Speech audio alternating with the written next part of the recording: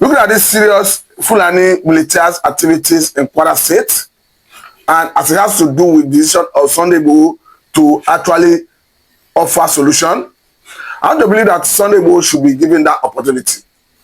Because we understand that in the time past, when we had issue of the circuit of a ganga in, of course, Oyo State, it was the effort of Sunday Igbohoh that saw the people of that area being savaging the situation. Because as at the time we had that challenge under Muhammadu Buhari, it was certain that the government was not ready to address it. Hence, there was a lacuna. Of course, the Sunday Igbohoh stepped in and we saw success in that area. I must say that people must be protected. People's right to life must be protected.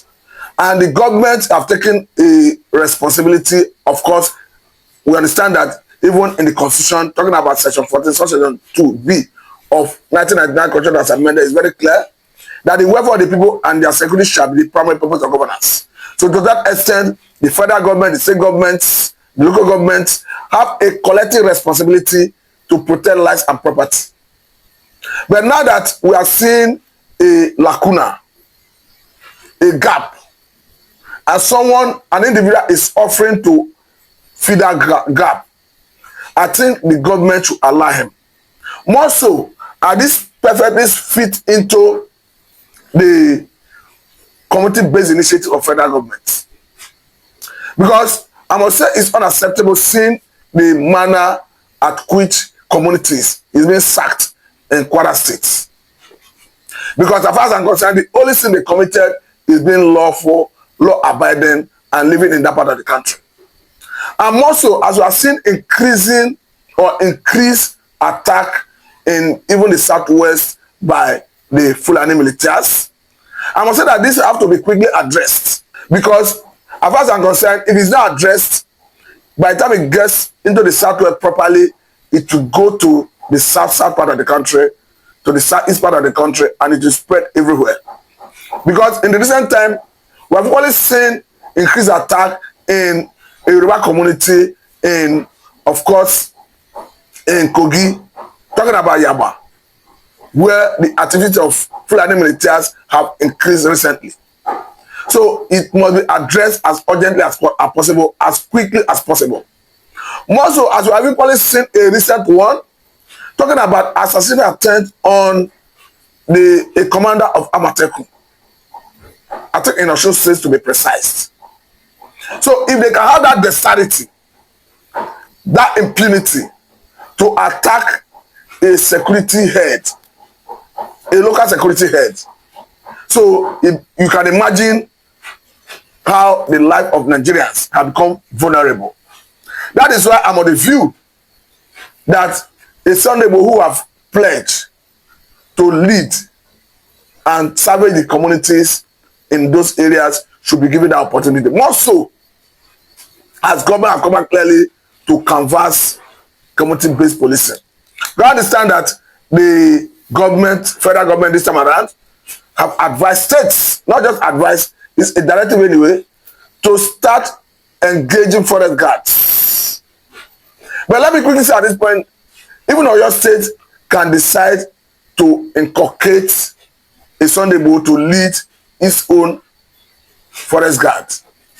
That way, he is legally empowered to enter into the bushes, into the forest, to start fighting. And if that happens, we decide that when it comes to fighting crime and criminality, states can collaborate with other states in doing that. Because we understand that even at the level of sovereignties, like Nigeria is currently fighting insurgency, we know that at some point there was a military joint task force that encompassed Nigeria, Niger, Cameroon, other neighboring countries who had similar problems. So in the same vein, if we have a situation where a Sunday Igbohoh is leading forest guard in Oyo State, and Kwara is a stone throw, is a neighbor around the same axis, so they can collaborate and he can even lead his personnel into their forest, their bushes, to dislodge bandits. But ultimately, I'm of the view that a Sunday Igbohoh should be given an opportunity to address the challenge we now face in that particular Kwara state. And if care is not taken, it should equally be given the opportunity to go to even the Kogi area, because we understand that in Yaba Aziz, the Fulani militaries are already wreaking havoc. Because you begin to wonder, begin to ask, does it mean the Fulanis have an unfinished business in Kwara State? Because these are people who have taken over the monarchical system of government in Kwara State in terms of emirship. We understand that it is under, their emir is under the Sokoto Emirates. That happened after the fall of Afonja in the issue involving Janta Alimi and Afonja, talking about the 18th century event. They're going into all the details. But the question is, what is their problem? What are they looking for? That is where the governor of the state must rise to the occasion to do the needful. Talking about the governor of Kwara State this time around, because it behoves on him to protect lives and property. Because as far as I'm concerned, even the reason we recently start seeing American government, American senator, journalists speaking about the issue that involves Nigeria as it has to do with Christians being killed and all of that. We understand that Nigerian government have since debunked that. But the question is, if there's no killing at all, they will not have the insight about whether Christians are being killed, Muslims are being killed, and all of that.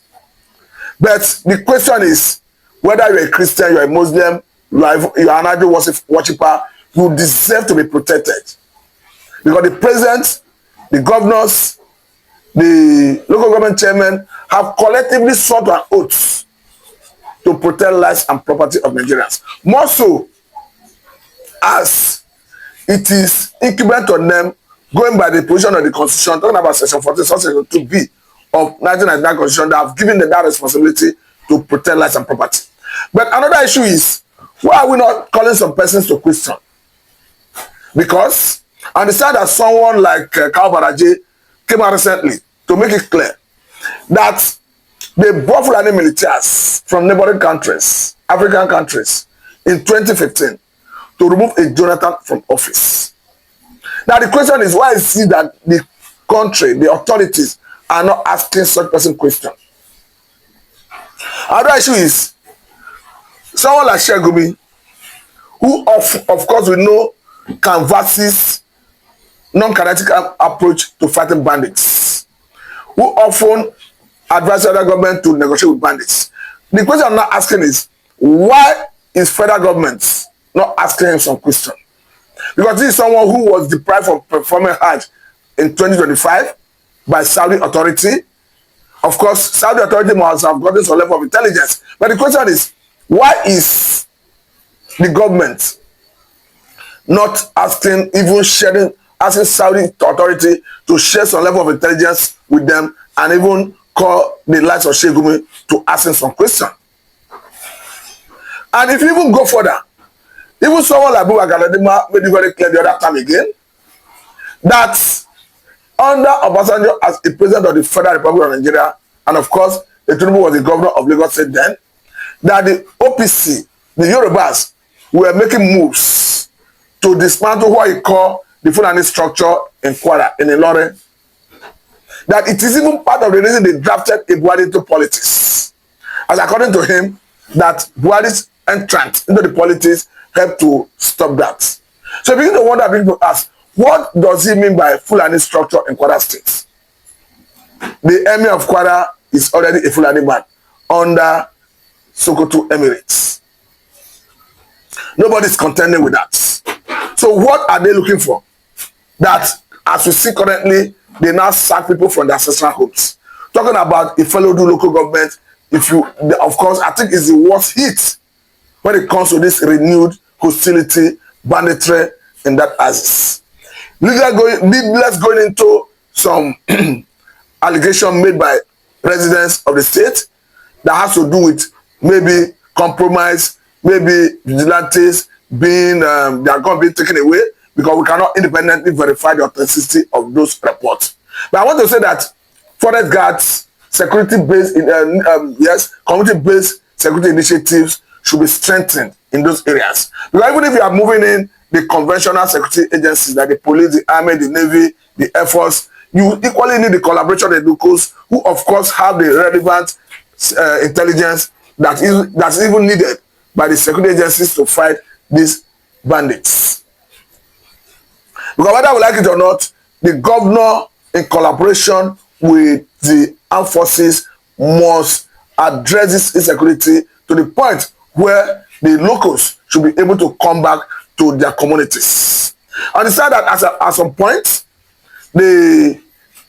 about 7 local governments in the state, talking about Kwara state, shut down markets as a way of addressing the insecurity. But the question is, when the market was shut, instead of the Fulani communities in Kwara state to support the effort of the local government that shut down the market, they were against it. You begin to wonder, begin to ask, is their interest in the market or the safety of the people of the localities? Because we decided that there was equally another allegation that came from a youth, of course, who led protests against the killings. Because according to the youth, that the emir ordered his arrest, or the traditional ruler ordered his arrest. So you begin to wonder, begin to ask, why will such person life be threatened? Because according to him, throughout the protest, it was free and fair. And we understand that the Constitution gives us the right of free and fair, give us the right of peaceful protest, because Section 50 of 1999 Constitution as amended guarantee Nigerians the right of peaceful protest. Because it's a way of the citizens drawing attention of federal government in any area they feel dissatisfied. So once a protest is free, is devoid of rancor, is devoid of coerce, no life lost, I don't think it should demand for the arrest of any person that led the protest. So that is where the governor equally need to step in, because once the Constitution guarantees right of protest and somebody engages in it in a peaceful manner, I think that person should not be hounded, should not be intimidated by the authorities. Because as far as I'm concerned, the Fulanis who are law-abiding equally need to be protected by the law and the Constitution and the security agencies. But the ones who are wreaking havoc need to be isolated and dealt with according to the law. But another major issue is, we understand that the Fulani themselves should know the foreign Fulanis, because it has been said severally that the foreign Fulanis are the ones that wreak havoc. But the way it is difficult for you as an individual to know the regular Fulani or the foreign Fulani. So it behoves on the Fulani themselves to identify who is a foreign Fulani, who is a Nigerian Fulani. We understand that in the time past, there was nothing like banditry. There was nothing like kidnapping. There was nothing like raping occasioned by Fulani herders. So it is the activities of Fulani herders in sometimes in conjunction with Fulani militias that brought about this mistrust. Because as we speak, no community, particularly in the southern part of the country, will be willing to cede land for ranching if that arises. Because I understand that it has been established that the panacea for resolving this conflict, particularly the one involving Fulani herders and communities, is ranching. But the question is, who will not provide land for ranching? Particularly in the southern part of the country. I may not speak for the northern part of the country. Because for anybody to accept to provide land, it means the Fulani themselves, particularly the herders, have a lot to do to build confidence that they are not who people think they are. And that has to do with, because you don't enforce such, it's something you earn from your activities over time. It means it will take some time for Nigerians to start believing that they are peace-loving people. But ultimately, I want to encourage southern states to start enacting anti-open grazing laws. Hence, they have been given opportunity to establish forest guards who cannot in turn enforce such laws. Because for me, as far as I'm concerned, people who train cow, who own cow, who are ready to rear cow, should be ready and willing to ranch their cow. But at this point, I must say very thank you for your time. This is Namida Namisamatu.